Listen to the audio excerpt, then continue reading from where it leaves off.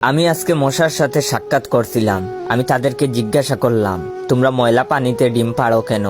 মশা বলল, কারণ ভালো পানিতে ডিম পারলে মানুষ সিদ্ধ করে খেয়ে নিতে পারে। আমি তাদেরকে জিজ্ঞাসা করলাম, মশার কোয়েলে তোমরা মরো না কেন? মশা বলল, আমরা যদি মরে যাই তাহলে কোয়েলের ফ্যাক্টরি বন্ধ হয়ে যাবে। আমি আবারও তাদেরকে প্রশ্ন করলাম, তোমরা মানুষের কানের কাছে এসে জ্ঞান জ্ঞান করো কেন?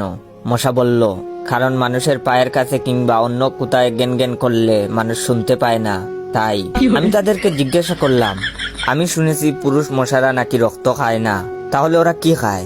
মশা বলল, পুরুষ মশারা শুধু বউয়ের বোকা খায়। আমি বললাম, মশারা কামড়ালে মানুষের ডেঙ্গু হয় কেন? মশা বলল, মশারা কি শুধু মানুষের রক্ত নিয়েই যাবে, ওদের কিছু দিবে না। মশারা এত স্বার্থপর নয়, তাই মানুষকে ডেঙ্গু উপহার দিয়ে যায়।